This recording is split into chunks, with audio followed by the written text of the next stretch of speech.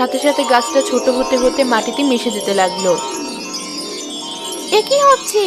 গাছটা এমন ছোট হয়ে যাচ্ছে কেন? আরে আমি তো পড়ে যাব। কে কোথায় আছো? বাঁচাও আমায়।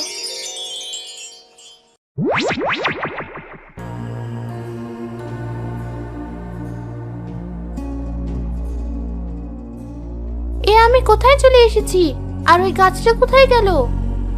ভয় পেও না কন্যা, তুমি এখন পাতালপুরীতে আছো।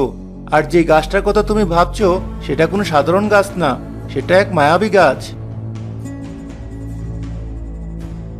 আশ্চর্য! কে তুমি? আর তুমি কি করে জানলে সেই গাছের কথা? তাহলে কি তুমিও ওই গাছের কারণে এখানে এসেছো? না কন্যা, আমি এখানেই থাকি, এটাই আমার রাজ্য। রাজ্য? এর মানে তুমিই রাজ্যের রাজা?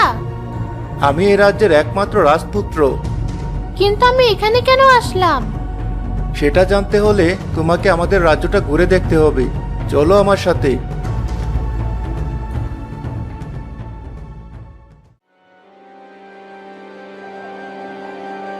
বাহ, তোমাদের রাজ্যটা তো আসলেই সুন্দর। আর এই মূর্তিগুলো তো অসাধারণ। দেখলেই মনে হচ্ছে যেন সত্যিকারের মানুষ। তুমি ঠিকই বলেছ কন্যা, এগুলো কোনো মূর্তি নয়, এরা সত্যিকারের মানুষ। এসব কি বলছো? মূর্তি কি করে মানুষ হতে পারে? বিশ্বাস করতে কষ্ট হলেও এটাই সত্যি। আর এটা হয়েছে একটা ভয়ঙ্কর অভিশাপের কারণে। কি অভিশাপ? চলো আমার সাথে, তোমাকে একজনের সাথে পরিচয় করিয়ে দিই।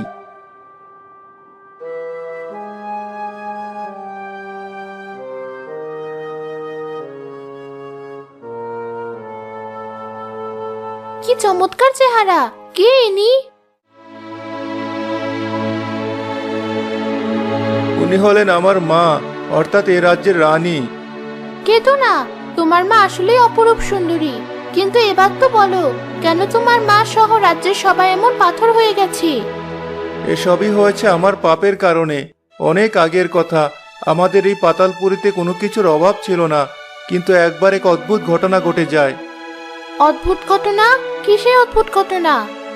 সেই দিন ছিল আমার জন্মদিন। আমার আজও মনে আছে, সেদিন আমার মা আমায় বলেছিল,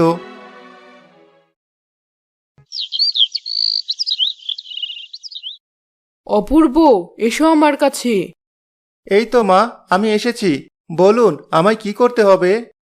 দাসী,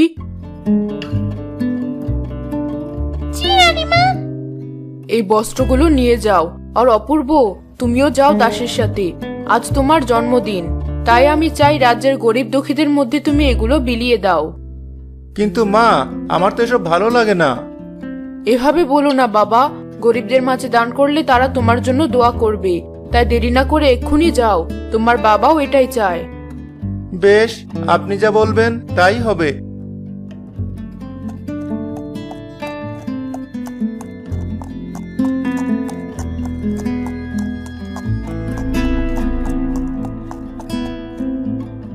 এই নিন রাজপুত্র, এগুলো সবার মাঝে বিলিয়ে দিন। না, আমি এসব পারবো না। মা যতই বলুক, ওই নোংরা মানুষগুলোর মধ্যে আমি যেতে পারবো না। যাদের গায়ে সারাক্ষণ ঘামের গন্ধ, যারা ভালো পোশাক পরে না, তাদের মাঝে আমি যাব না। তার চেয়ে বরং এগুলো তুমিই দিয়ে এসো। কিন্তু রাজপুত্র, এতে তো রানীমা অসন্তুষ্ট হবে।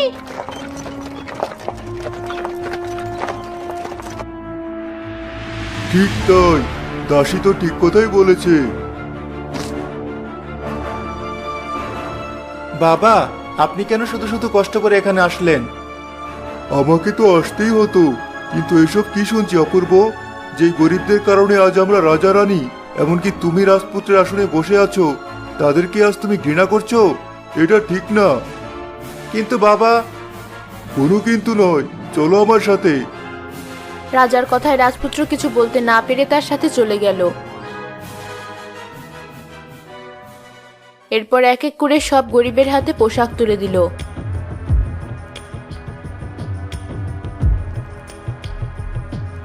তখনই এক গরিব বৃদ্ধ আসতে রাজপুত্র ঘৃণায় মুখ সরিয়ে নিল।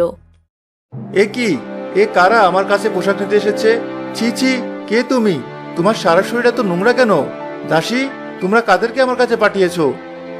এভাবে কেন বলছেন রাজপুত্র? আমি একজন কৃষক, যার ফলানো শাকসবজি খেয়ে আপনারা সুস্থ আছেন, অথচ আজ কিনা আমাকে দেখে আপনি ঘৃণায় মুখ সরিয়ে নিচ্ছেন। কি বললে তুমি? তোমার এত বড় সাহস! সামান্য কৃষক হয়ে তুমি আমাকে এসব বলছো? রাজপুত্র, চুপ করো। না বাবা, আমাকে কথা বলতে দিন। আপনাদের সাহসী আজ এই সামান্য কৃষকও আমাকে এসব বলতে পারছে। তুমি নাকি রাজপুত্র? কিসের এত অহংকার তোমার? বলে যেও না, আজ আমরা আছি বলেই তোমার বাবা মা রাজা রানীর আসনে বসে আছেন, আর তুমি কিনা সামান্য রাজপুত্র হয়ে আমাদের মতো সাধারণ প্রজাদেরকে তুচ্ছ তাচ্ছিল্য করছো। কি বললি? যত বড় মুখ নয় তত বড় কথা। বেশ, এর শাস্তি তুই এখনই পাবি। প্রহরী, আজকে রাজপুত্র, এক্ষুনি এই বৃদ্ধকে ধরে নিয়ে যাও। ওকে এখনই মৃত্যুদণ্ড দাও। আমি চাই ওর এই কঠোর শাস্তি দেখে সবাই ভয় পাক, আর যেন কেউ কখনো রাজবাড়ির কারোর সাথে দুর্ব্যবহার করার সাহস না পায়। এসব তুমি কি বলছো রাজপুত্র? দেখুন বাবা, আমি যা করছি দয়া করে আমাকে করতে দিন। কি হলো প্রহরী, দাঁড়িয়ে আছো কেন? এক্ষুনি নিয়ে যাও এই বৃদ্ধকে। আমি এক্ষুনি ওর শাস্তি দেখতে চাই। শোনো রাজপুত্র, এখনই নিজেকে সামলাও, নইলে কিন্তু তোমার এই রাজ্য ছারকার হয়ে যাবে। তাই নাকি? বেশ, আমিও দেখি কে ছারকার হয়। রাজপুত্রের আদেশে প্রহরীরা বৃদ্ধ কৃষককে ধরতে গেলে বৃদ্ধ বলে উঠল, বেশ, এই যদি তোমার বিচার হয় তবে আমার কথাও শোনো। শুনেছিলাম আজ তোমার জন্মদিন, তাই তোমার জন্য দোয়া করতে এখানে এসেছিলাম। কিন্তু আজ আমি তোমায় অভিশাপ দিচ্ছি। যে রাজ্যের অহংকার তুমি করছো, সে রাজ্য নিমেষেই ছারখার হয়ে যাবে। আর এই যে উপস্থিত সবাই, যারা পাথরের মতো দাঁড়িয়ে অন্যায় বিচার সহ্য করছে, তারা সত্যিকারের পাথর হয়ে যাবে। তুমি শুধু চেয়ে চেয়ে দেখবে